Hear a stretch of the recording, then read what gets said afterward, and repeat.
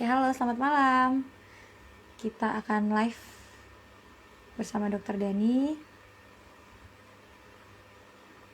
Oke, kita akan undang Dokter Dani dulu ya.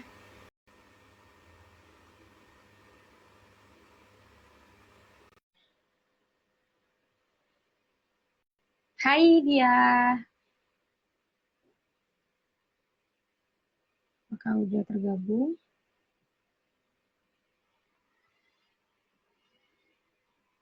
Kita coba undang lagi Dokter Dani.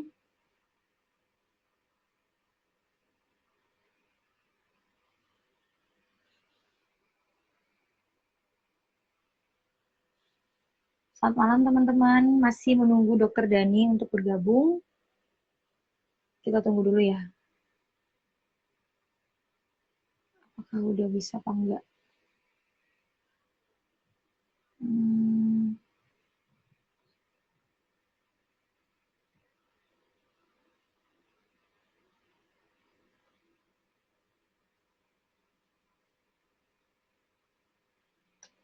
ya, Dokter Dani udah. Sekarang kita mau undang Dokter Dani.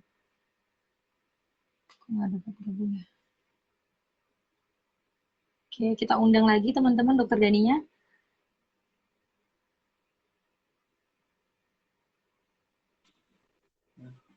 Ya, halo dokter, selamat malam dok. Ya, selamat malam. Oke, akhirnya Gila, bisa. Oke, ya dokter dibantu cek orang suara rumah. dulu. Oke, oke. Suara saya udah terdengar belum dok? Dengar, dengar, dengar, dengar. Dengar ya, Dengar. suara dokter juga udah Ya, oke, terdengar. oke. Iya, oke Oke. dok. Kali ini nanti kita sesinya live Q&A ya dok. Jadi nanti kalau misalnya ada pertanyaan, kita bisa langsung jawab di saat itu juga. Tapi nanti sambil Ya, menunggu pertanyaan-pertanyaan masuk, kita bahas secara singkat nanti seputar topik yang mau kita bahas. Oke, jadi ya. teman-teman bisa tanya apapun persoalan tentang kandungan dan kebidanan nanti akan langsung dijawab oleh Dokter Dani Wiguna, spesialis OBGYN, yaitu spesialis kebidanan dan kandungan. Dokter, terima kasih untuk kesekian kalinya sudah bergabung di Dikdok, diskusi Karo Dokter. Ya. Dokter dengan baik hati sekali mau sharing-sharing ilmunya hari ini, dan teman-teman silakan tanya apa aja, kita nanti bisa langsung jawab pertanyaan yang teman-teman tulis di kolom komentar ya. Boleh seputar apa aja. Nah, dokter, kan kita akan bahas hari ini tentang memahami gangguan siklus haid. Benar ya, dokter Baik. ya? Ya. Nah, ini sebenarnya ya topiknya memang seputar pasti perempuan. Nah, sebenarnya kalau kita mau bahas ya kita kan udah tahu nih dok, menstruasi itu siklus menstruasi itu sebenarnya kalau dibagi dua itu teratur dan tidak teratur, atau ada tipe yang lain dok kalau kita mau bahas dari awalnya dulu. Ya, baik. Ini pertanyaan yang mendasar ya. Suara saya jelas ya? Jelas dok. Oke. Jadi, ini pertanyaan yang mendasar dan memang kita mulainya dari awal ya. Jadi, siklus haid itu ada yang teratur dan ada yang tidak teratur. Nah, kapan dikatakan teratur?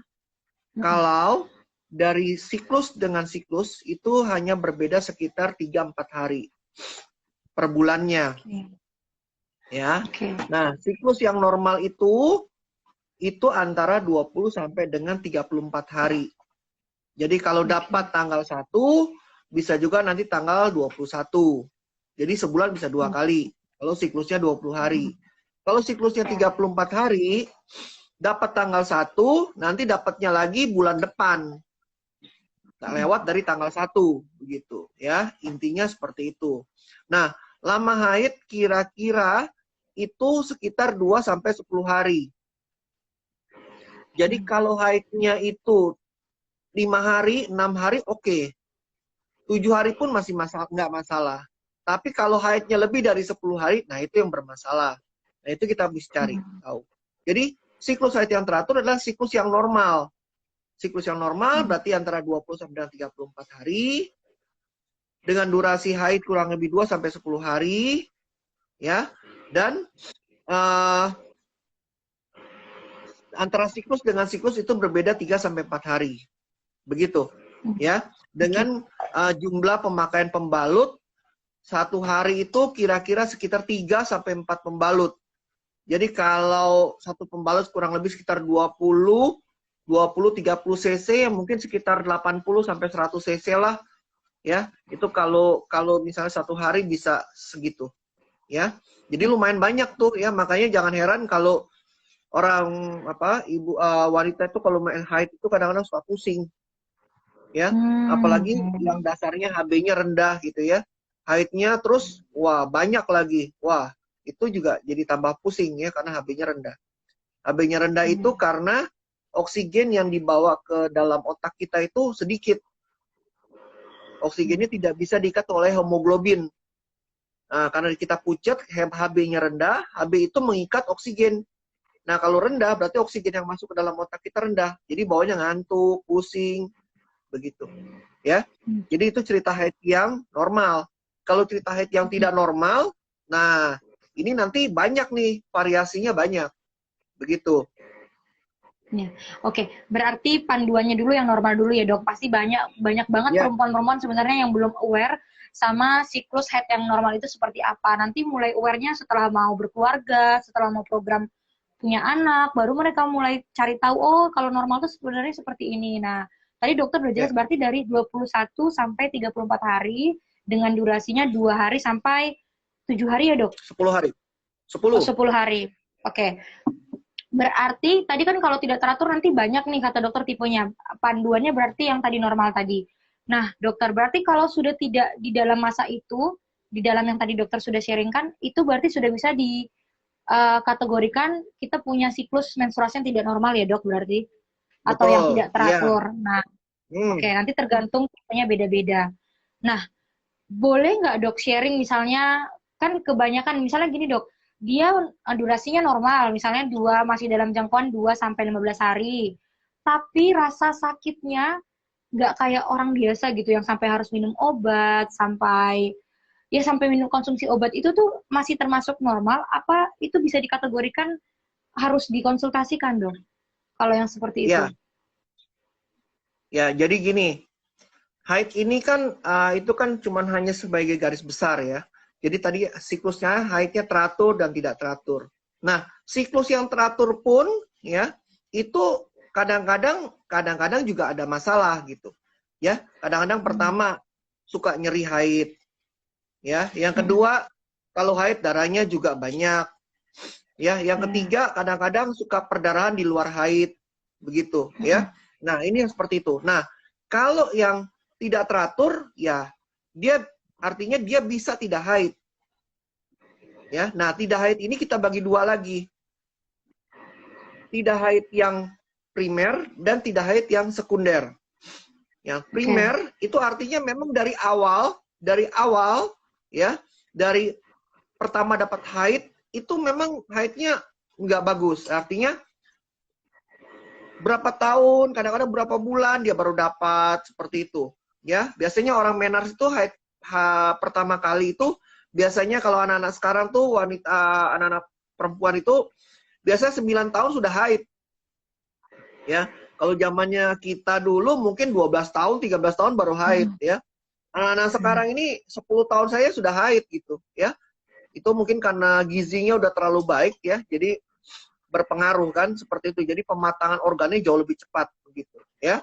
Nah, yang haidnya tidak haid primer itu kita harus bagi lagi nanti ada 4 kompartemen, ada 4 bagian dimulai dari otak besar, otak kecil, sel telur sampai dengan di saluran selaput darah begitu ya. Jadi selaput darah juga pegang peranan. Jadi kalau selaput darahnya dia tidak bolong-bolong ya, gimana darah haidnya keluar gitu. Jadi orang pengertiannya sekarang yang namanya himen selaput darah itu tetap bolong-bolong. Nggak ada yang tutup semua ya. Seperti ditutup semua gitu nggak ada. Lah kalau gitu nggak bisa keluar haidnya. Ya. Nah, kalau amenorrhea yang sekunder, yang tidak haid tapi sekunder, nah itu bisa saja terjadi karena apa? Karena ada gangguan di fungsi sel telur dan yang paling sering adalah kehamilan. Jadi kalau tidak haid, kita sering tanya tuh, ya. Apalagi datang nih usia reproduksi, nggak haid, kita tanya nanti, Pertama, status nikah. Nikah belum, hubungan seksual belum, seperti itu. Nah, dari situ nanti kita bisa tahu nih, oh kira-kira ini kita bandingkan. Kalau nggak haid, hamil tidak. Kalau tidak hamil berarti 4 kompartemen tadi. Kalau hamil nanti yang lainnya, seperti itu. Itu yang tidak haid. Kalau haid berarti haidnya teratur dan tidak teratur. Gitu. Nah, baik. Di luar daripada itu, ada lagi istilahnya. Apa nyeri tuh? Haid, dismenore, nyeri haid yang tadi Anda sampaikan tadi, begitu ya. Jadi memang haid itu luas sekali pengertiannya dan saling tumpang tindih bagi yang tidak jelas seperti itu. Iya dok. Jadi mungkin kalau teman-teman yang punya problem sama siklus haidnya mungkin suka kebingungan atau mungkin suka disepelekan sih dok. Misalnya kalau nggak mens nih, nggak mens selama 3 bulan, tapi tidak melakukan hubungan seksual. Jadi mereka menganggap, oh nggak apa-apa nih, dibiarin aja toh, nanti mens lagi. Nah, kalau kategorinya kayak gitu, apakah masih aman dok? Maksudnya aman dan tidak amannya kategori yang tidak teratur itu seperti apa ya dok? Jadi gini, kalau seseorang wanita ya, pertama dapat haid usia misalnya 12 tahun, ya. Dalam 1-2 tahun pertama haidnya masih ya 2 bulan sekali, 3 bulan sekali, it's okay, nggak ada masalah. Tapi lewat dari itu harusnya sudah bagus, begitu. Ya, nanti kalau haidnya sudah bagus, teratur, tapi tiba-tiba misalnya di usia 19 tahun, loh, kok ini haidnya malah mundur? 3 bulan sekali, 6 bulan sekali, kadang ada yang 2 tahun sekali baru haid gitu. Nah, itu masalah. Ya, jadi kalau seorang wanita menemukan haidnya yang panjang siklusnya, ya, lebih dari 3 bulan, dan itu kejadiannya 2 tahun setelah dapat haid pertama, itu pertanyaan. Kenapa? Ya, jadi kalau dapat haid pertama usia 12 sampai usia 14, oke lah. Masih apa ya, masih belum teratur, oke, kita masih bisa mengerti. Tapi setelah umur 14, harusnya tidak. Begitu. Ya, oke. Baik dok, berarti harusnya kalau terjadi seperti itu langsung dikonsultasikan ya dokter. Nah, karena topik kita hari ini tentang kita mau lebih tahu tentang gangguan-gangguan haid, karena ini penting banget, karena ini yang kayak kata dokter, ujung-ujungnya kalau mau program kehamilan itu ya ujung-ujungnya nanti ke siklus menstruasi, tetap dicari tahu masa suburnya. Berarti kan garis besarnya siklus menstruasi ya dok. Sementara kita problem perempuan itu banyak banget ternyata kata dokter tadi, gangguan-gangguan menstruasi. Nah, kalau dokter mau sharing kan, tadi dokter udah sempat bilang gangguan yang tidak haid itu primer, ada yang sekunder. Kalau primer itu tadi, kalau kita sharingkan lebih banyak lagi atau lebih luas lagi, contohnya kayak gimana dok? Ya, jadi kalau gangguan haid yang amenore, kita sebutnya tidak haid primer. Itu berarti ya itu sejak awal gitu, memang bermasalah gitu sejak awal. Jadi kalau kita mulai dari atas ya, dari susunan saraf pusat, yaitu yang paling atas ada otak besar, itu dimulai dari sana, itu sudah kompartemen yang pertama. Nah, nanti turun di otak kecil, nah itu kompartemen kedua. Yang ketiga, itu nanti adanya di sel telur, ya itu kompartemen 3. Yang keempat adalah di pengeluaran, nah itu di himen itu tadi. Jadi kalau kita ukur, dia itu seperti segitiga. Ya, segitiga. Ya, jadi segitiga aksis, ya. Itu yang membuat jalur haid. Begitu. Nah, kalau ada salah satu yang tidak beres, apalagi dari atas, ya dari susunan saraf pusat, dari otak besar, ke bawah pasti ngeblok. Jadi atasnya yang sudah bermasalah, pasti bawah blok. Atas tidak bermasalah, turun ke bawah tidak bermasalah, di bawah ngeblok, berarti atas tetap jalan. Gitu. Cuma memang sampai keluarnya tidak keluar juga. Gitu. Ngerti ya maksudnya ya? Jadi satu sistem itu tidak beres, tidak akan beres semuanya. Begitu. Apalagi dari atas sekali. Wah, kalau sudah dari atas sekali kita mesti cari. Misalnya, kita curiga nih. Kalau dari atas sekali dari susunan otak, dari otak besar ya, itu biasanya kita sering periksa CT scan biasanya seperti itu. Kita mau cari tahu nih, jangan-jangan ada tumor, ada massa di dalam otaknya, ya. Jangan-jangan ada prolaktinoma, jadi ada tumor kecil ya yang bisa menghasilkan hormon prolaktin, sehingga hormon prolaktin dia ngeblok jalur haidnya seorang wanita. Karena prolaktin ini tuh musuh dari jalur haid yang normal. Jadi kalau dia dominan, jalur haid yang normal pasti kalah. Begitu. Nah, kalau yang kedua, di sel telur biasanya kasus PCOS. Apa tuh, Dok? Tahu ya PCOS ya? PCOS tuh jadi kista kecil-kecil. Nah, polikistik. Jadi kista tapi poli, banyak, kecil-kecil gitu. Nah, itu yang ya itu ya kadang-kadang banyak sekali perempuan-perempuan sekarang itu lebih baik ke sana. Kenapa? Karena kalau saya lihat sekarang ya, remaja maupun ya usia-usia reproduksi sekarang badannya subur-subur semua nih, apalagi sekarang work from home ya. Makan, tidur, kerja, makan, tidur, kerja, kurang aktivitas ya, badannya pada naik semua ya. Itu yang tadinya haidnya teratur jadi tidak teratur semua. Nah, jadi kalau di sel telur seperti itu, atau memang ada gangguan di sel telurnya sendiri. Misalnya ada endometriosis yang besar yang itu mengganggu siklus haid bisa, atau ada tumor di ovarium yang mengganggu siklus haid bisa, seperti itu. Nah, kalau di jalur keluar ya itu tadi yang namanya hymen imperforata. Jadi selaput payudaranya selaput darahnya itu tidak ada berlubang-lubang gitu. Jadi rapet, jadi nggak bisa seperti itu. Nggak bisa keluar. Oke. Iya, Dok. Ya, jadi Oke, dokter. Jadi pengertian sekali lagi pengertian hymen itu jangan dianggap waduh, orang kalau gadis berarti hymennya rapat. Wah, ya jelek. Kalau rapat berarti sama sekali nggak haid malah itu. Malah harus dioperasi seperti itu. Ya. Nah, ini pengetahuan baru nih. Mungkin banyak orang yang kata dokter punya pemahaman kalau ya masih gadis ya harus kayak gitu. Ternyata ya bener ya, Dok. Gimana mau mens kalau itunya rapet ya, Dok. Iya, betul. Oke, dokter. Nah, Dok, kalau kita tanya lagi nih, apa sih yang bisa menyebabkan gangguan siklus menstruasi itu, Dok? Iya, kalau gangguan siklus haid banyak ya. Tadi yang saya lihat itu tadi, yang kita cari lihat itu dari kompartemen 1, 2, 3, 4, dan itu semua ada. Di samping itu memang psikis juga ada, ya. Yang berikut gaya hidup, ya. Badannya besar, gemuk, ya, obes, kegemukan, ya. Nggak sesuai indeks massa tubuhnya juga bisa, seperti itu, ya. Jadi, atau misalnya terpapar, dia kena cancer, misalnya. Terpapar saat radiasi yang lama, itu pun bisa, ya. Kansernya di organ reproduksi ya, bukan di organ yang lain. Atau kalaupun di organ lain, bisa saja daya tahan tubuhnya turun, gizinya kurang, gizinya jelek, itu pun bisa jadi gangguan haid. Seperti itu. Jadi banyak sih ya, kalau kita mau runut, kita mesti cari tahu riwayatnya dia seperti apa, historinya. Begitu. Iya, Dok. Oke, karena saking banyaknya nih, Dok.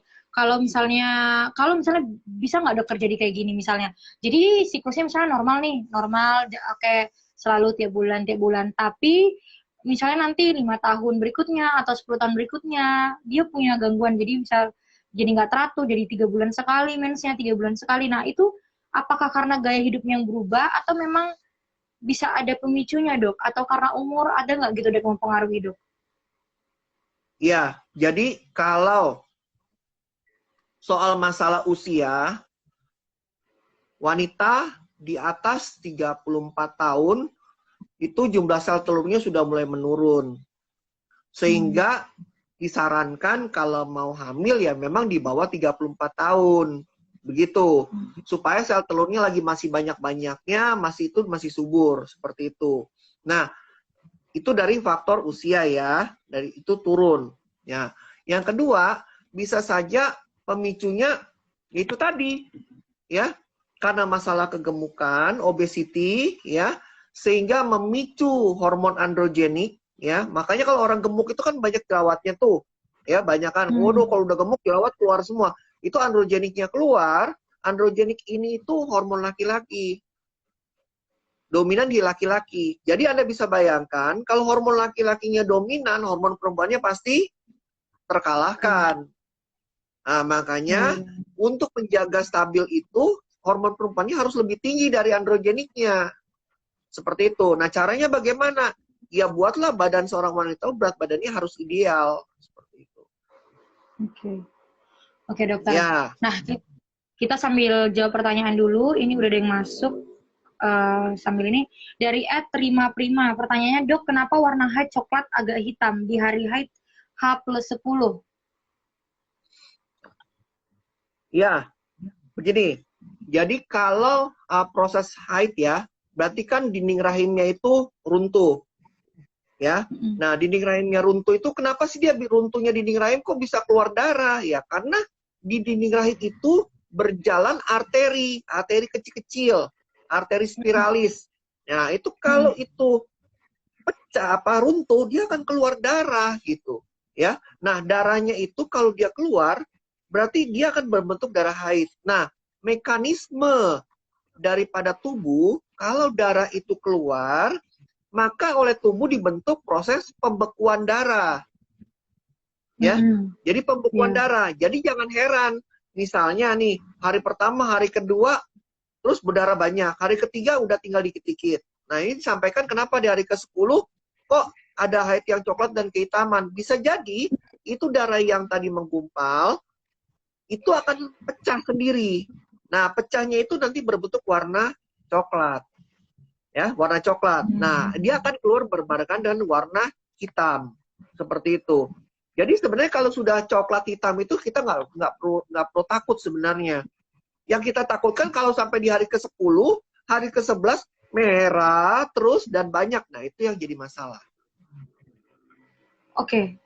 Oke dok, kita langsung bahas ini dok. Karena tadi pertanyaannya berarti itu aman ya Kak Rima Prima. Berarti itu kata dokter itu karena proses pembekuan darah yang terbentuk dari tubuh kita sendiri gitu ya dok. Di hari ke-10 biasanya. Nah, kalau tadi kata dokter di hari ke-10 setiap hari juga bisa. Di Ya kan, tiap hari. dia kan darah keluar kan ada pembekuan, darah keluar ada pembekuan ya.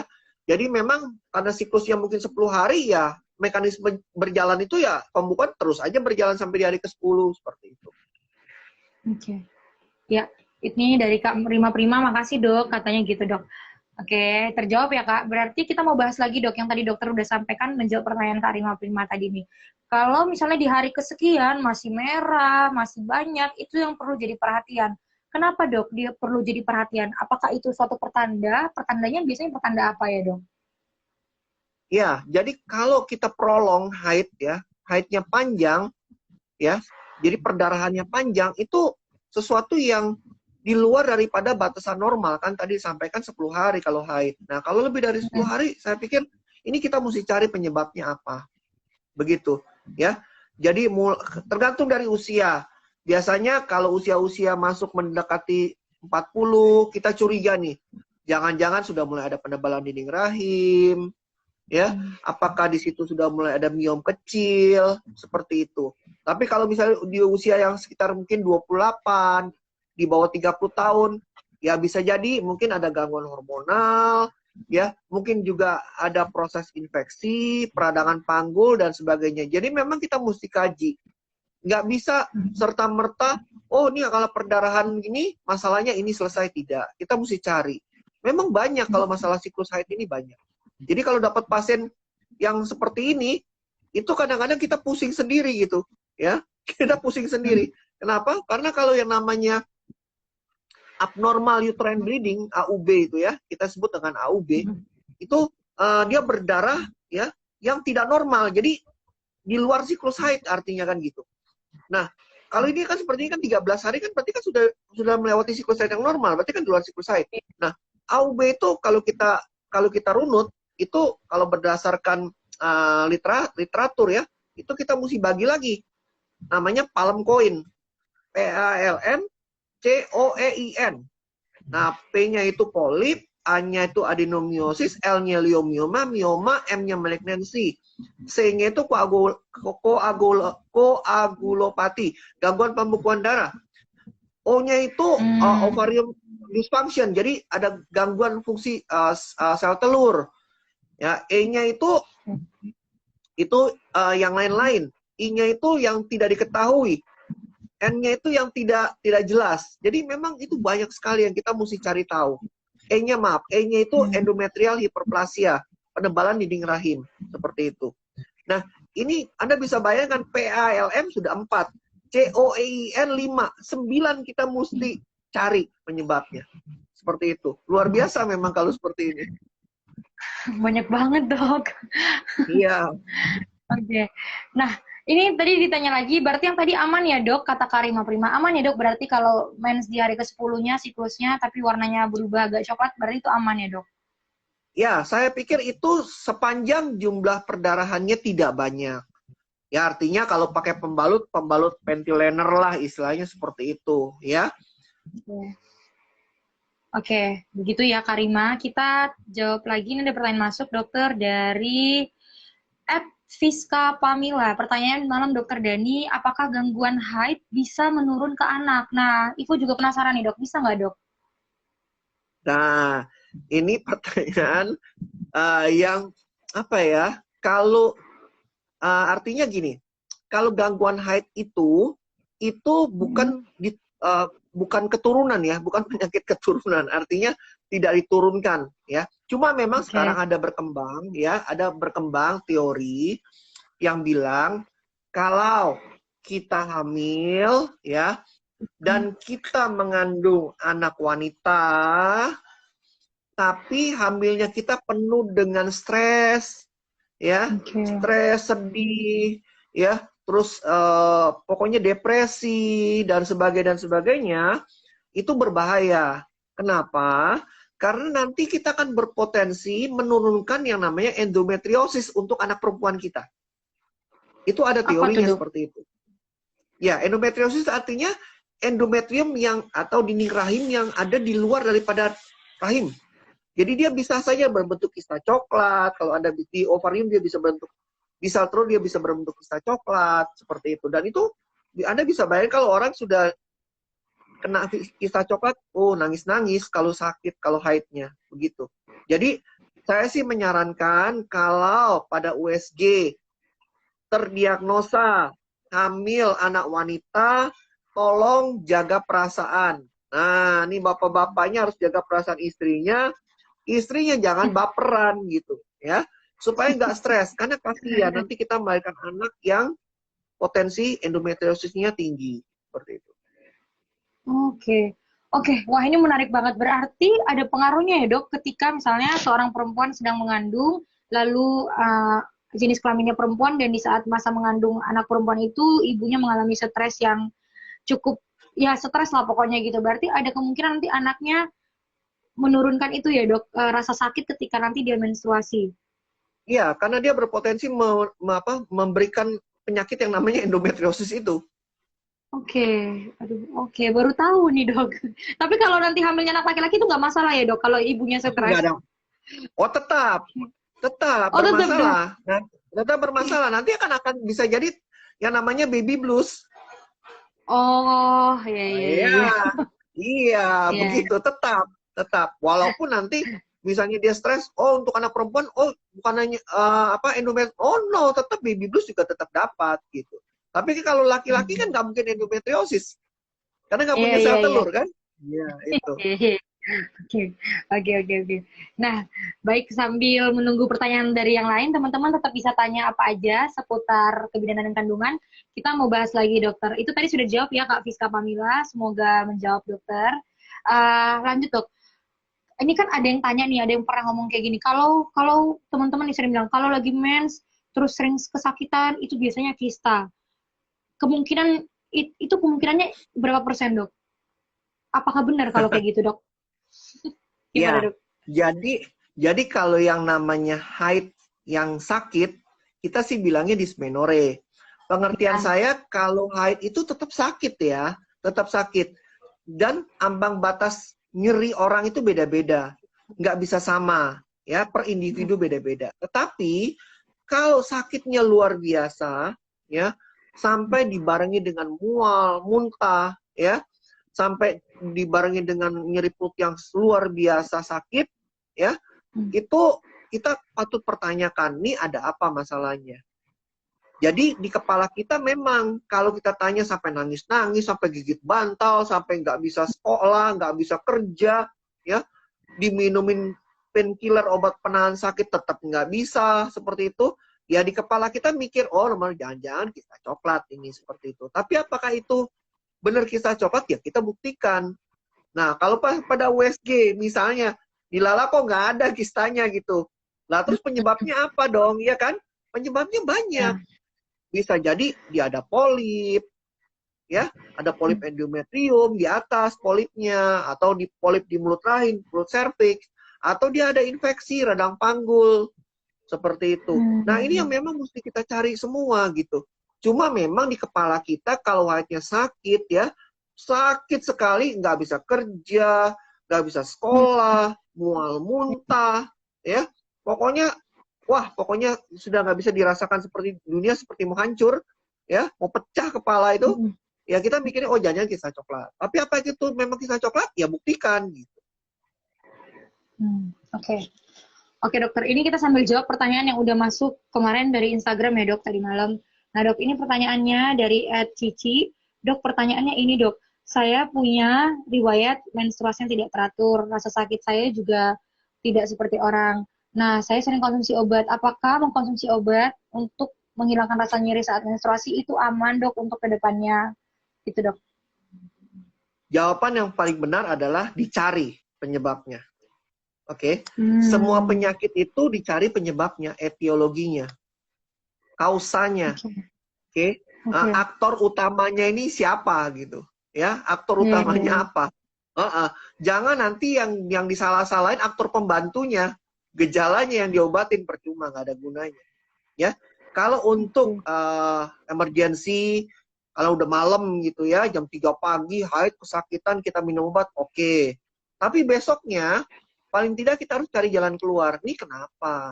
Apalagi sudah berbulan-bulan ya seperti itu harus dicari. Karena status nyeri haid itu sangat tidak baik.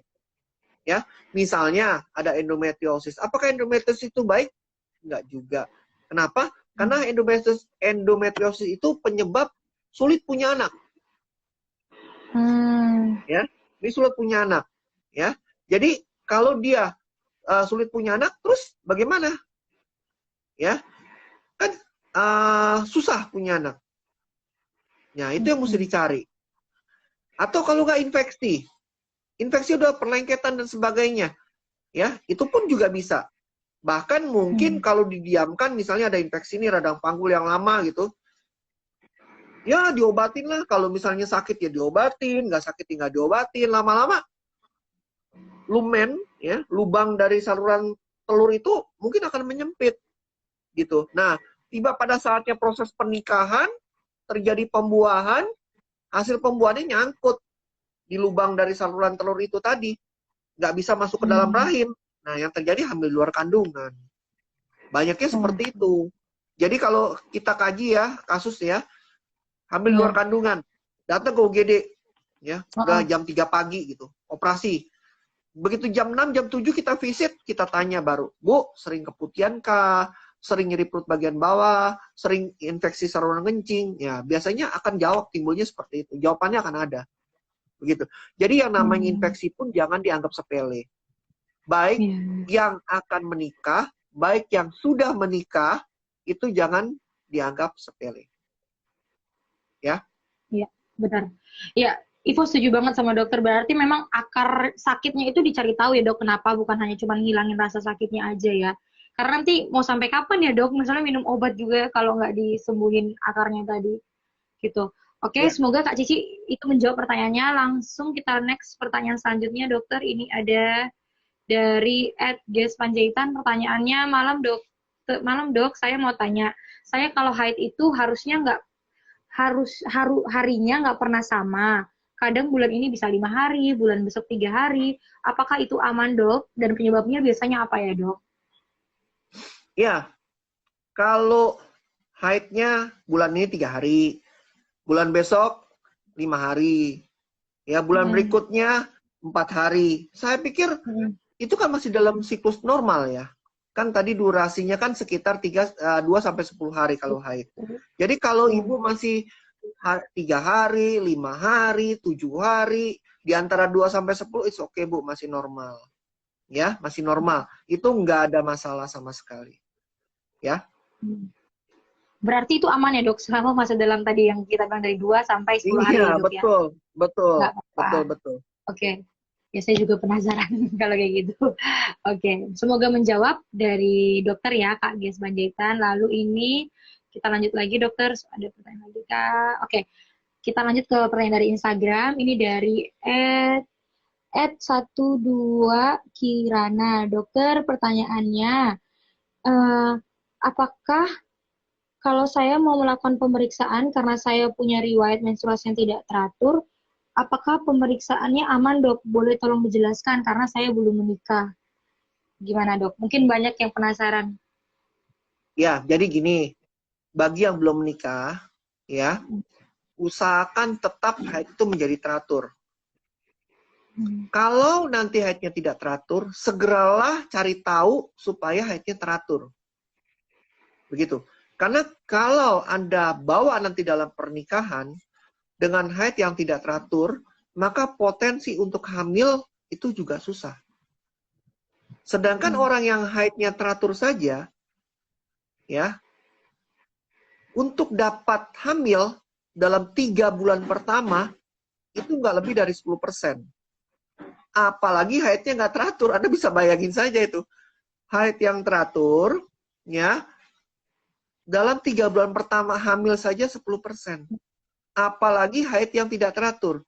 Jadi memang kalau kasusnya masih remaja, ya masih merencanakan pernikahan, ada baiknya dicari. Kenapa haidnya tidak teratur?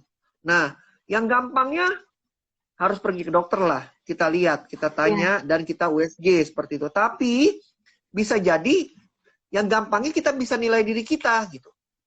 Aduh, badan saya gemuk nih, gitu. Nah, tadi kan saya sampaikan, kalau orang gemuk, hormon laki-lakinya tinggi. Nah, otomatis hormon perempuannya pasti kalah, gitu. Jadi sebenarnya nggak usah ke dokter pun bisa, gitu loh. Kalau badannya gemuk, udah kurusin aja. Kurusin badan, gitu.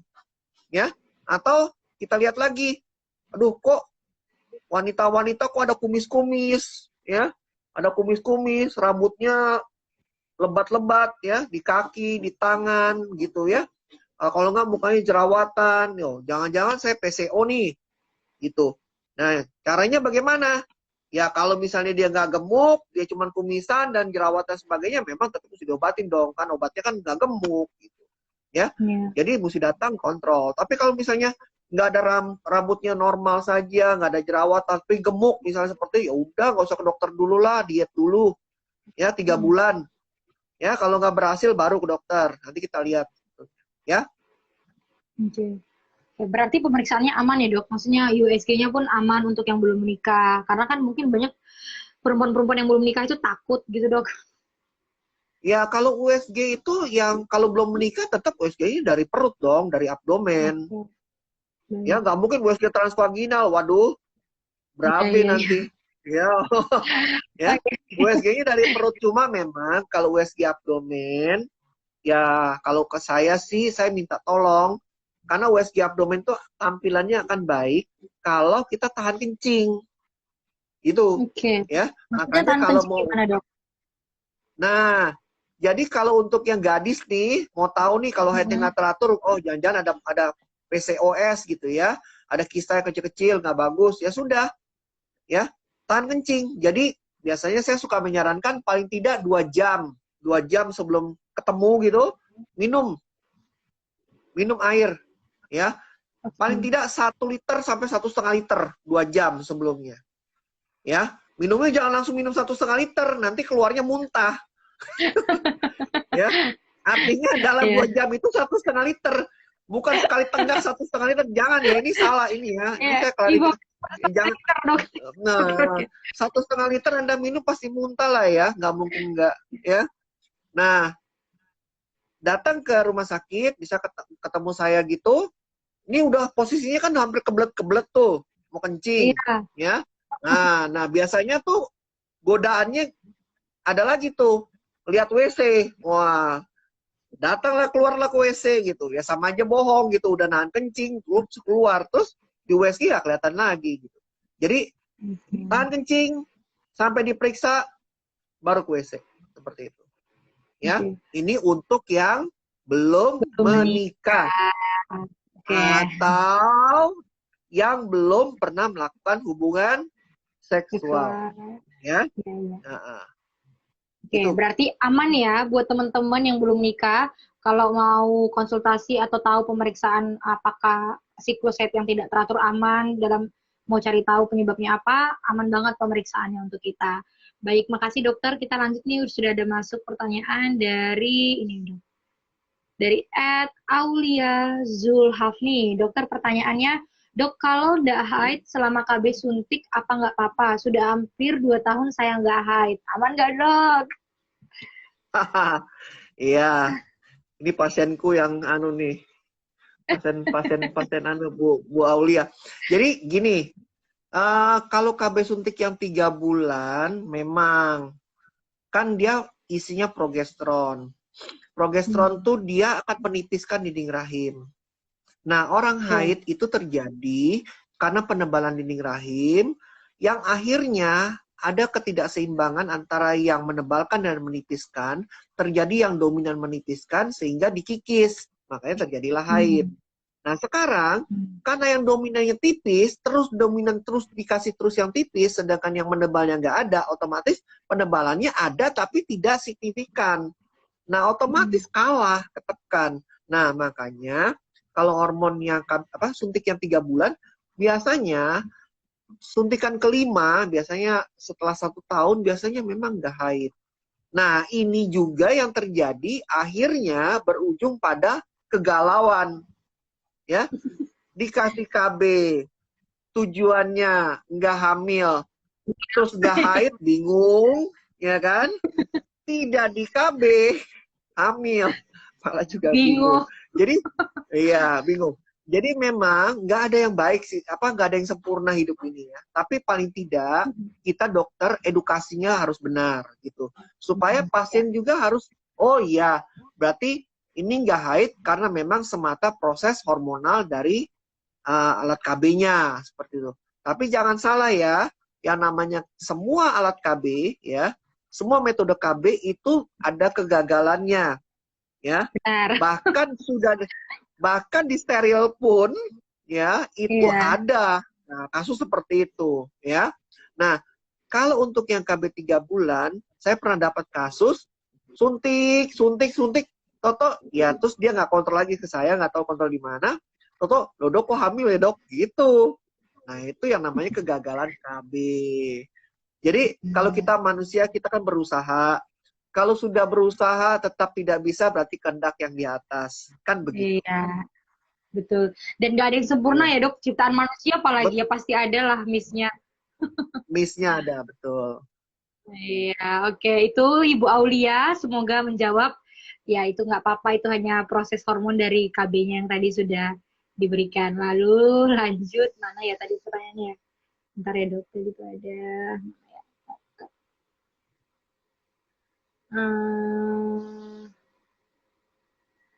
Kita lanjut masuk pertanyaan berikutnya. Aduh, mana nih? Aduh. Ini dokter. Dari Prima lagi. Diet 3 bulan, baiknya model diet apa ya dok? Keto, mayo, atau nggak makan nasi aja dok? Waduh, ini tanya ke dokter dari gimana dok? Ya, kalau saya ya, saya sih selama ini saya belum pernah mencoba yang namanya diet mayo, diet keto, diet saya nggak pernah mencoba. Tapi yang jelas segini, berat badan kita itu akan naik ya kalau kita banyak konsumsi karbohidrat. Gitu. Ya, karena karbohidrat ini ujung-ujungnya akan dipecah, akan menjadi cadangan lemak. Nah, sekarang yang mau cari tahu, kalau kita gemuk kan berarti kan tebal badan kita, gemuk. Berarti lemak kita banyak dong. Nah, artinya yang mesti dijaga apa? Ya karbohidrat gitu. Nah, sekarang tinggal cari tahu sumber karbohidrat yang banyak tuh apa. Ya terus terang ya, makanan-makanan yang manis. Ya baik yang aslinya memang sudah manis atau dibuat manis, kan begitu. Ya, ditambah dengan yang namanya tepung. Gitu. Jadi kalau Anda nggak mau gemuk, ya kurang-kurangi itu aja gitu. Oh, saya sudah coba gitu ya, saya sudah alami 2 kali dalam hidup saya gitu ya, dari mau pendidikan sampai dengan selesai pendidikan akhirnya juga gemuk, naiknya banyak. Terus saya coba lagi dengan cara pertama, ternyata berhasil juga tuh ya. Bahkan Bu Ivo pernah lihat nih waktu saya masuk Siloam di pandemi ini, saya pernah cerita ya, saya berat badan saya turun 14 kilo, luar biasa ya. Nah, lu Bu Ivo tahu sendiri tuh, 14 kilo mau heran-heran saya. Dan itu memang saya tidak pernah mengalami yang namanya diet apa model keto atau diet mayo dan sebagainya, saya tidak. Kalau menurut saya diet itu datangnya dari hati kita aja, niatnya. Nah, kita tahu nih sumbernya dari mana, dari karbohidrat. Ya sudah, kurangi saja karbohidrat. Bukan tidak makan karbohidrat ya. Karena karbohidrat itu sumber tenaga. Jadi kalau Anda nggak makan juga lemes dong, seperti itu. Ya, karena itu pembakaran yang paling cepat itu karbohidrat gitu. Coba deh, kalau misalnya kita ngantuk, lemas gitu ya, minum teh manis gitu. Seger itu, Melek. ya. Dapat 15 menit seger gitu. Ya. Bener-bener. Oke, jadi mungkin dia terinspirasi dari dokter Dani kok udah kurusan, jadi pengen tahu dietnya. Oke. Makanya saya heran, loh kok nanya diet? Oke, itu Ibu Rima Prima, semoga menjawab. Lanjut kita ke pertanyaan berikutnya. Dari Pat Sari, pertanyaannya dok, apakah PCO dan PCOS itu sama? Iya, jadi cuma bedanya di S-nya saja sebenarnya. Iya, benar ya? Benar sih dok. Oh, ya. Ya, anak kecil juga tahu dong dok gitu ya. Jadi kalau PCO itu kan, kalau PCO kan polycystic ovarium. Kalau PCOS tuh polycystic ovarium syndrome. Jadi kalau sindrom itu artinya kumpulan penyakit. Ya, kumpulan penyakit artinya dia di situ ada beberapa penyakit yang memberi dampak PCOS. Nah, salah satunya itu termasuk dalam kelompok yang namanya sindroma X. Ya, jadi kalau kita PCOS ini masuk dalam sindroma X, itu nanti akan kecenderungannya menjadi diabetes, ya, akan menjadi kolesterolemia, ya, nanti larinya nanti ke penyakit jantung koroner dan sebagainya. Tapi kalau PCO saja, artinya memang sel telurnya saja gitu loh, yang nggak kecil-kecil seperti itu. Dan orang PCO itu tidak selamanya gemuk. Orang kurus pun sekarang ada yang PCO begitu. Makanya kalau orang kurus dapat PCO, ya malah kita suruh kasih gemuk. Bingung kan ya? Nah, kalau orang gemuk nih kita kasih kurus gitu. Karena kalau misalnya dia kekurusan pun, ya itu hormon estrogennya nggak nyampe. Jadi otomatis kita naikin hormon estrogen. Ya caranya apa? Yang paling gampang nggak usah dikasih obat. Kita coba aja naikin berat badannya. Gitu. Kalau di bawah 40 ya kita kasih naikin sampai 43, 44. Nanti juga lancar sendiri haidnya seperti itu. Nanti kisah yang kecil-kecil itu juga nanti dia akan rilis gitu. Dengan perbaikan klinis. Gitu. Oke, itu ya. Hanya bedanya tadi S-nya dan sudah dijelaskan dokter apa yang membedakannya. Lanjut, kita ke pertanyaan selanjutnya. Ini dari Fujiwagito. Dokter, pertanyaannya adalah, dok, metode ERAX sama metode sesar biasa apa bedanya ya, dok? Nah, ini kebanyakan baca nih, Bu. Oke. Iya. Apa tuh, dok? Ibu nggak tahu. Apa tuh, dok? Oh, nah sekarang ini lagi ngetren nih. Ini di Jakarta lagi ngetren, ya. Di kota-kota besar lah. Kalau di Jogja kita belum mulai rasanya, ya. Kalaupun mulai di Siloam, tapi Siloam Jakarta ya, bukan Siloam Jogja ya. Intinya di Jogja itu belum lah. Tapi ERAX itu artinya Enhanced Recovery After Cesarean Section. Jadi, bagaimana cara kita recovery dalam cepat, secara cepat setelah seksio, begitu, ya. Nah ini memang kalau ERAX, nah kalau dibanding dengan seksio, itu kalau kita seksio yang kontemporer ya, yang konvensional, ya beda dengan ERAX gitu. Seperti misalnya keluar dari kamar operasi, misalnya kan biasanya kita pakai bed didorong gitu kan, itu kan yang konvensional gitu ya. Tapi kalau dengan cara ERAX, enggak gitu. Waktu di recovery itu sudah harus bangun, sudah nanti keluar dari kamar operasi itu sudah dengan kursi roda, bukan dengan apa? Bukan dengan bed gitu. Supaya apa? Kita recovery, kita memicu recovery-nya itu cepat gitu. Supaya apa?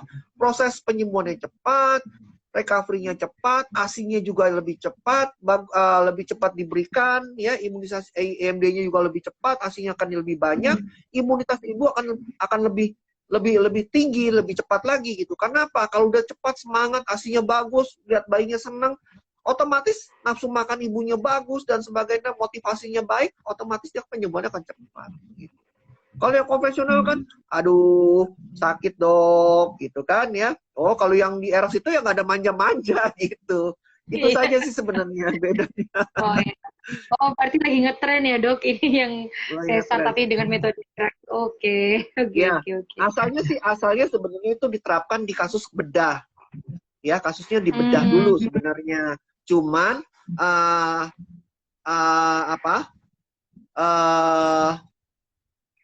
dikembangkan di Amerika itu untuk kasus obgyn, ya. Di Amerika pun baru sekitar ya sampai sekarang mungkin baru sekitar 10 tahun lebih lah kemarin, dan kita masuk di Indonesia itu mungkin baru sekitar kurang dari 5 tahun seperti itu, ya. Jadi memang belum banyak yang rumah sakit yang memberikan layanan untuk ERAS itu tadi. Baik. Ya, baik. Semoga menjawab jawabannya dari Dokter Dani ya. Kita lanjut ke pertanyaan selanjutnya, Dokter, dari @Christine_. Dok, apakah wajar umur 22 tapi haid 2 bulan sekali? Gimana dong? Ya tidak wajar. Ya tidak wajar. Tidak, jelas tidak wajar. Iya. Iya, tadi udah beda. Iya, 20 dok. Iya, 22 tahun berarti kan haid usia pertamanya kan mungkin kalau 12 tahun berarti sudah 10 tahun. Ya, 10 tahun dia harusnya udah lancar dong. Kalau 2 tahun pertama dia tidak lancar, oke. Tapi setelah itu kan harus lancar. Apalagi di 2 bulan sekali. Nah, ini mesti dicari. 22 tahun berarti usia mau menikah nih. Ya, kan usia pernikahan tuh. Nah, itu mesti dicari dong penyebabnya kenapa. Seperti itu. Iya. Nah, itu semoga Kak Christine bisa langsung konsultasikan ke dokter, dicari tahu penyebabnya apa ya, karena itu jelas tidak aman ya, harus dicari tahu akarnya tadi. Nah, ini lanjutan yang tadi dokter, yang ERAX dan sesar itu berarti bagus kan dok metode ERAX sendiri, masih penasaran nih dok. Bagus. Cuman kita dari pihak rumah sakit harus komitmen ya, artinya satu suara timnya itu. Jadi nanti jangan sampai kita harus melibatkan banyak tim kan di rumah sakit, dari dokter anestesinya, dokter biusnya, dokter obgynnya, perawat kamar operasi, perawat ruangan, bidannya, ya dokter anaknya, ya dan yang lain-lain itu harus ada gitu, harus siap gitu. Sampai manajemen rumah sakitnya pun harus siap gitu, ya. Jadi memang ini harus dikaji dan dibuat matang ya, untuk masalah ini harus dimatangkan dulu, baru siap di launching begitu. Nggak bisa langsung tiba-tiba begitu, nggak bisa. Nanti bingung semua itu. Iya, bingung semua nanti. Oke, bagus ya. Dari Dokter Dani katanya boleh direkomendasikan, tapi memperhatikan kesiapan dari semua yang apa dok? Yang berkepentingan. Oke. Nah dok, sambil menunggu lagi pertanyaan-pertanyaan, kita masih punya waktu lah, masih bisa 5-10 menit lagi. Kalau misalnya dari Ivo nih dok nanya, berarti dok ada nggak sih mempengaruhi, misalnya mau persiapan buat menikah nih dok, apakah pasti mempengaruhi orang yang punya siklus menstruasi tidak teratur atau yang jarang sama orang yang selalu teratur? Itu pasti pengaruh nggak dok sama nanti kalau mau program kehamilan? Pasti. Atau kemungkinan untuk anaknya? Ya, jadi artinya kita berpotensi hamil kalau haid kita teratur. Oke. Ya, itu potensinya ya, jelas itu jelas. Jadi peluangnya besar sekali. Jadi nanti ada yang bilang, dokter, teman saya kok 3 bulan sekali, 6 bulan sekali juga hamil gitu, ya. Iya, memang ada, ya. Kan hidup ini kan nggak apa ya, 1+1 kan tidak sama dengan 2, begitu ya.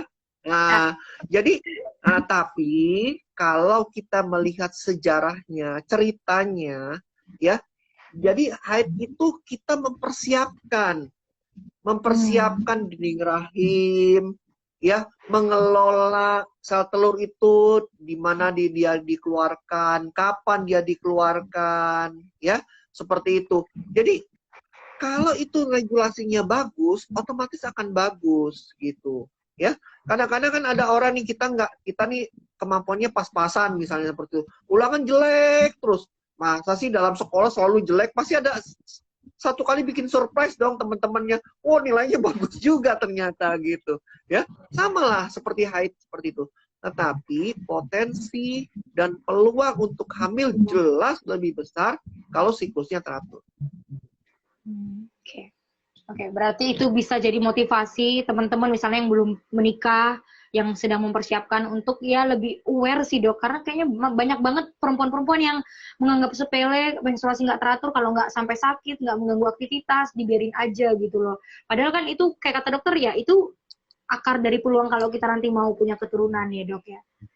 Oke, ini Betul. ada selanjutnya ini dari @liana_Chris. Halo Dokter Dani, sehat selalu ya dok. Nah ini dok, Terima kasih, menyapa terima kasih. dokter. Ya, lalu Ya, gimana Bu?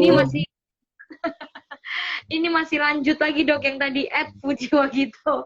Berarti untuk rumah sakit yang sudah ada metode ERAX-nya, rumah sakitnya sudah mempersiapkan semua dengan matang ya dok? Iya, pasti. Itu karena sudah ada pembicaraan antara manajemen dan pelaksananya gitu. Itu pasti begitu. Jadi nggak mungkin itu kalau tidak ada koordinasi, waduh berantakan semua nanti, ya. Nanti pasien ibu apa loh? Kok ini aku katanya ERAX, ya? Katanya sampai di kamar operasi, kamar pemulihan dari kamar operasi keluar dengan kursi roda. Di bangsal malah suruh tidur-tiduran, bukan disuruh duduk. Nah, nanti akhirnya komplain ke manajemen. Manajemen bilang, siapa yang bikin program ERAX? Nah, manajemen sendiri nggak tahu. Nah, ini kan jadi aneh gitu. Ya. Jadi memang semuanya harus sinergi, harus seia sekata dan satu perbuatan satu tindakan begitu. Oke. Tapi ini lanjut lagi nih dok, Ibu Puji ini nanya lagi nih. Kayaknya dia mau ERAX sih dok. Untuk kita ibu hamil, rumah sakit tempat kita kontrol yang sudah ada metode ERAX-nya, sebaiknya milih metode ERAX dok. Kalau misalnya ada dua pilihan tadi, sesar biasa sama metode ERAX, apakah boleh lebih baik milih metode ERAX tadi? Iya, memang sekarang memang yang disarankan demikian sih. Karena ngetrennya memang ke sana. Karena dengan ERAX itu tadi kita memicu supaya kita ini cepat, ayo dong bangun dong, ayo dong gerak dong gitu.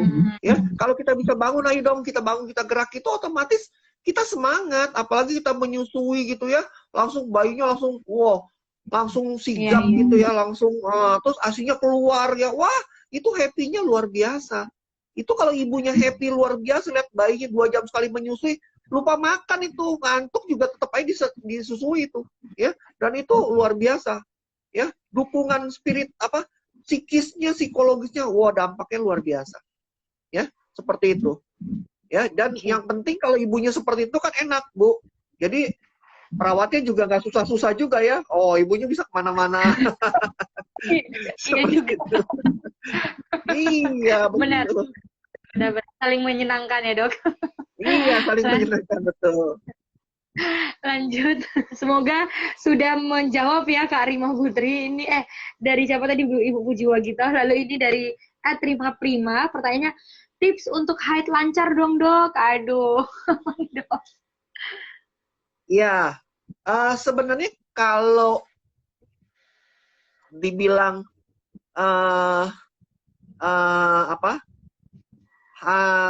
tipsnya itu yaitu gimana sinyal listrik HPO aksis tadi dari otak besar, otak kecil turun ke sel telur sampai dengan dinding rahimnya itu bagus, yaitu. Nah, sekarang sinyalnya harus bagus. Sama seperti ibu, bagaimana listrik satu rumah nyala. Nah, mulai dari gardu depan sampai di dalam rumah kita itu nyambung, terkoneksi.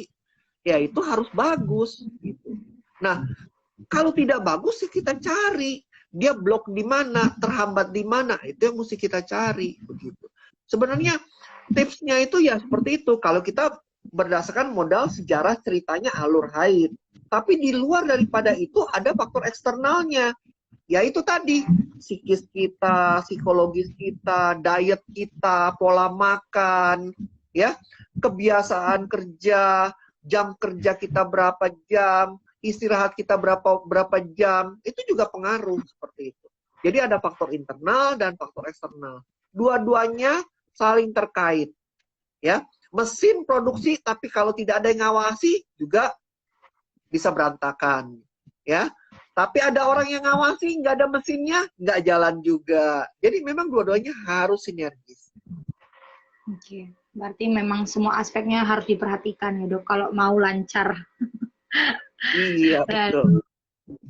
Lalu ini lanjut ada pertanyaan dari Aulia Zulhafni. Pertanyaan, dok kalau sudah 2 tahun tidak haid dan akhirnya saya haid, apa haidnya bakal lama sampai berminggu-minggu gitu? Biasanya kalau efek suntikan ya, ini kemarin kan tadi tadi suntikan ya, Mas. suntikan 3 bulan itu biasanya nggak pernah pendarahan panjang, ya. Biasanya malah cuma ngeflek, ya. Nah kalau sampai dalam durasi setelah sekian tahun ya haidnya sedikit itu tiba-tiba banyak, nah itu kita mesti cari tahu kenapa dia bisa banyak gitu, ya. Oke. Berarti nggak apa-apa ya. Harusnya sih nggak sebanyak itu ya dok ya. Iya betul. Oke. Ini lanjut dokter. Oh ini, terima kasih dok, ilmunya sangat jelas sekali. Sehat selalu dokter. Oh ya, akhirnya menjawab sepertinya sudah tidak ragu lagi. Amin Pak, terima kasih. Lalu ini yang tadi lagi lanjut dari ini ya, yang baru dok, dari Indra Sari Putri. Pertanyaannya, kalau haidnya hanya 2 hari, setelahnya sama sekali tidak ada darah haid keluar, sama sekali flek juga tidak, apakah itu normal dok? Hanya 2 hari aja. Normal ya dok? Kan Ya, tadi? iya normal dalam arti kata dia harus memenuhi faktor yang lain juga. Ya kalau normal itu kan dia kan 3-4 pembalut tadi. Ya kalau cuma satu pembalut 2 hari ya kita bertanya juga gitu loh, kok sedikit banget gitu ya. Jadi kriteria haid yang normal itu bukan hanya 2 hari normal, dia lihat juga pembalutnya dong berapa 1 hari seperti itu. Oke.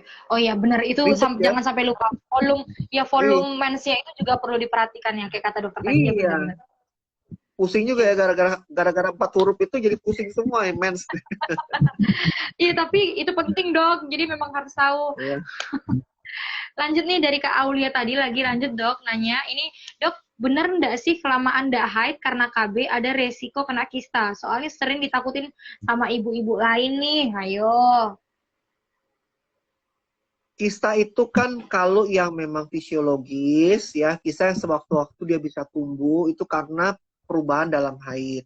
Nah sekarang kalau pengaruh KB 3 bulan itu kan banyak kan tidak haid, harusnya tidak ada masalah.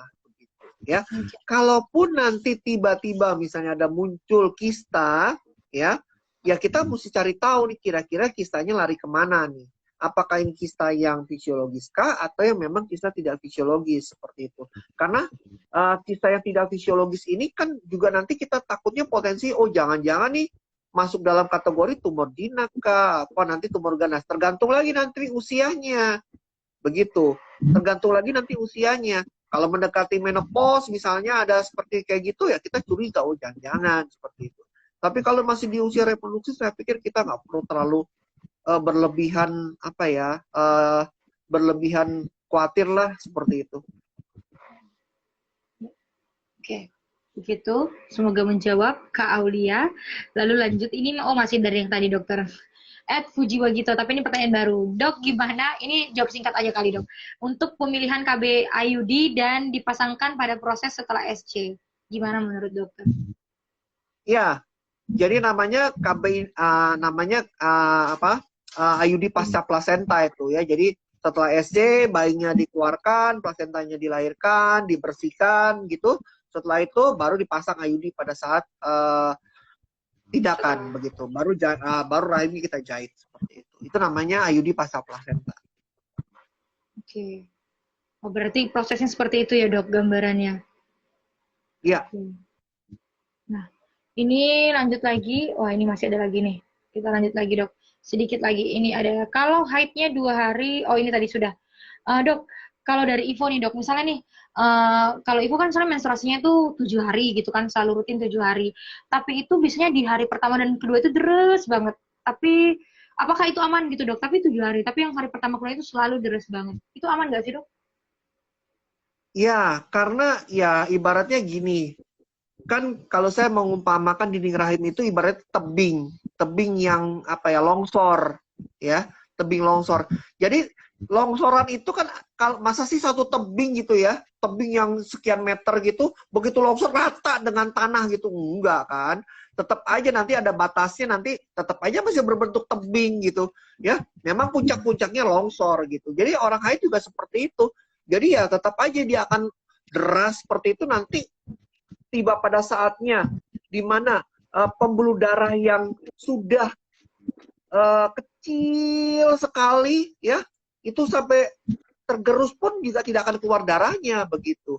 Jadi kalau ini dinding rahim ini ya, di sini ada pembuluh darah, kalau kita tek tek tek tek tek gitu ya, kita geser gini, itu di bawah begini, ya memang karena pembuluh darahnya agak besar, nah itu akan kena. Tapi begitu sampai di bawah mungkin percabangannya udah mulai tipis-tipis, sudah mulai kecil-kecil dan sebagainya, saya pikir dia akan berhenti sendiri. Di samping itu kan, orang haid punya mekanisme yang namanya prostaglandin. Ya, prostaglandin itu kan membuat rahim itu berkontraksi. Makanya kalau orang haid itu kan bukan hanya soal darahnya aja, kadang-kadang suka kram kalau haid itu, kan begitu. Nah, prostaglandin inilah yang membantu berhentinya darah. Jadi Tuhan itu sudah atur, Tuhan tuh udah atur sempurna lah manusia itu. Jadi nggak usah khawatir. Oke, Dok, nggak khawatir lagi. Makasih ya, Dok. Ya, Ini ada Kak Aulia Zufani. Baik, dokter. Terima kasih banyak untuk ilmunya, Dok. Katanya gitu, Dok. Oke, kita akan ya terima jawab kasih kayaknya sama-sama Bu. mana ya tadi. Ini pertanyaan terakhir deh ya, kayaknya teman-teman. Ini dari Advista Pamila. Pertanyaannya, haid pertama didapat setelah 6 bulan dari melahirkan, tapi durasi haid sampai 2 minggu. Apakah aman, dokter? Ya, ini kan berarti kan setelah melahirkan gitu ya, terus menyusuinya baik, barangkali baru dapat haid 6 bulan, ya kadang-kadang 2 tahun dan sebagainya. Nah, kalau haidnya lebih dari 2 minggu, begitu dapat itu juga mungkin kita harus cari kenapa bisa sampai 2 minggu. Padahal kan cuma sampai 10 hari kan. Ya, jadi ini kita mesti cari juga nih kenapa bisa sampai 2 minggu begitu, ya. Jadi memang kalau kita mau strict angkanya 10 hari ya, kita mesti strict 10 hari ya, kita mesti cari gitu, kok sampai 2 minggu gitu, ada apa ini? Ya mungkin kalau untuk 1 bulan pertama ini kita observasi, bulan berikutnya 3 bulan berturut-turut masih lebih dari 2 minggu, ya mungkin kontrol aja deh. Saya pikir itu. Tapi kalau misalnya bulan pertama 2 minggu, bulan berikut 2 minggu, bulan berikut cuma ya 9 hari seperti itu, saya pikir itu nggak perlu. Tapi kalau sampai 3 bulan berturut-turut tetap di atas 2 minggu, saya pikir ini mesti dicari. Kenapa bisa sampai demikian?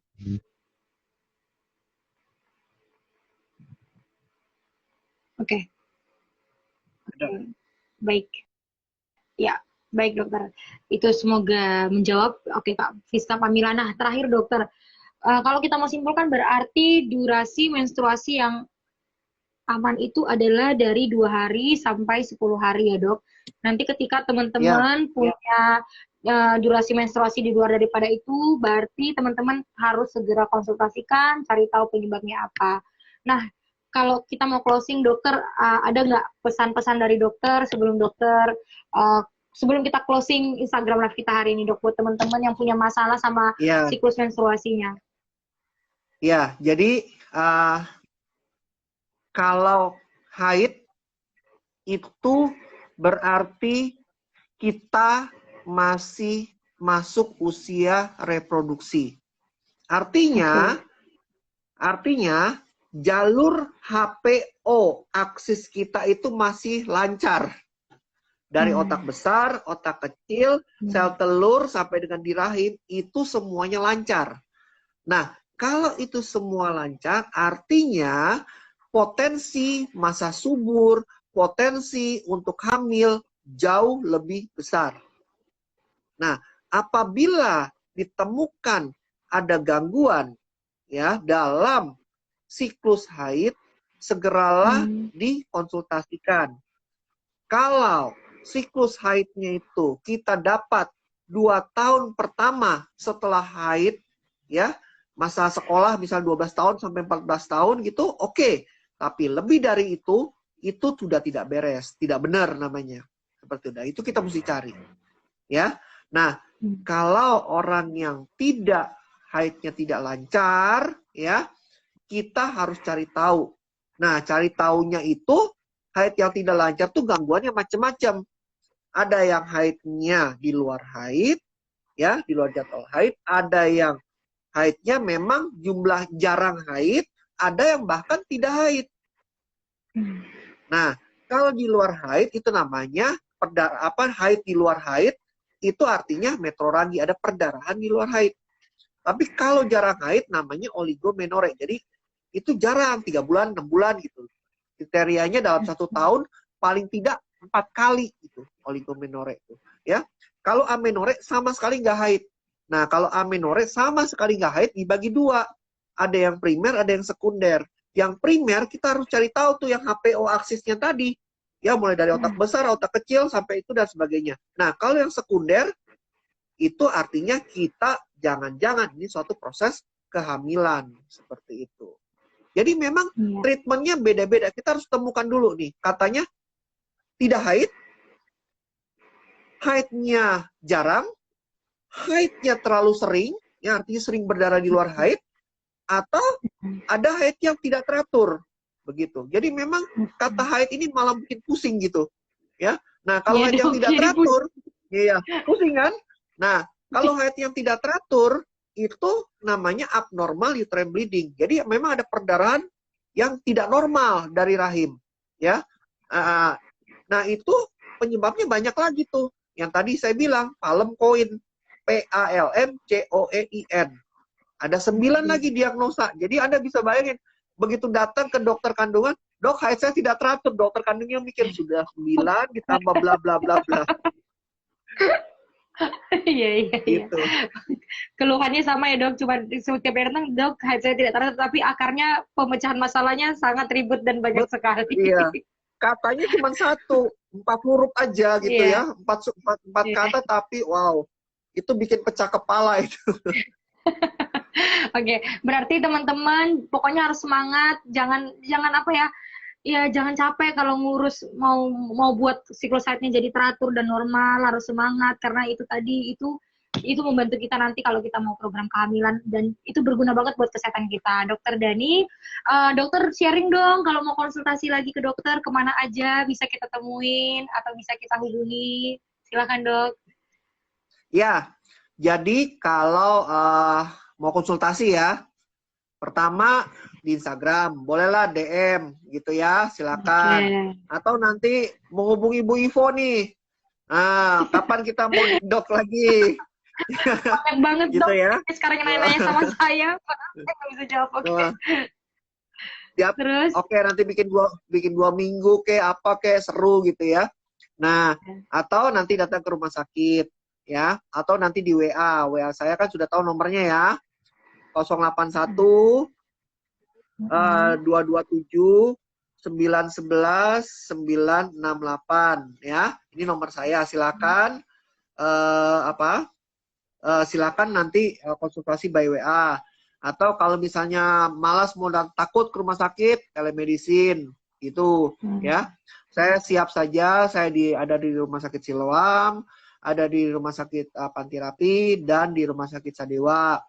Kalau Rumah Sakit Sadewa jadwalnya cuma seminggu 3 kali, Minggu, Senin, dan Rabu. Ya, Minggu, Senin, dan Rabu. Tapi kalau di Siloam tiap hari sampai hari Minggu. Nah, kalau mau enak sih nanti kalau ke Siloam jam 11-an lah. Jam 11, jam 12 udah pasti ada saya gitu. Yang penting asal jangan lewat dari jam 3 seperti itu ya. Memang bervariasi sih jamnya. Kalau Pantirapi ya pagi ada, siang ada. Kalau siang itu nanti adanya di hari Selasa, hari Kamis, dan hari Sabtu. Jadi hari genap. 2, 4, 6. Selasa, Kamis, Sabtu. Nah, itu siang adanya di Pantirapi. Kalau ganjilnya berarti pagi. Gampang kan ngapalnya? Senin. Iya, iya, iya. Ya, iya begitu. Ya, Oke. Nah, Dokter oke. Dani, makasih banyak dari kesibukannya, masih sempet-sempetin buat sharing hari ini. Maaf agak mendadak ngajaknya, Dokter. Terus Iya. terima kasih juga buat teman-teman ibu-ibu mau papa yang tadi sudah berpartisipasi tanya jawab dengan kita malam ini. Kita pasti bakal ketemu sama Dokter Dani lagi dan kesempatan. Topiknya banyak banget yang mau dibahas, saking banyaknya kita sampai bingung mau dari mana. Oke, Dokter, terima kasih banyak, sehat-sehat teman-teman. Mau papa juga sehat-sehat. Dokter Dani, terima kasih ya dokter. Sampai Iya, ketemu. terima kasih. Terima kasih, bye. Ya, See you ya. Bye, ketemu. masih.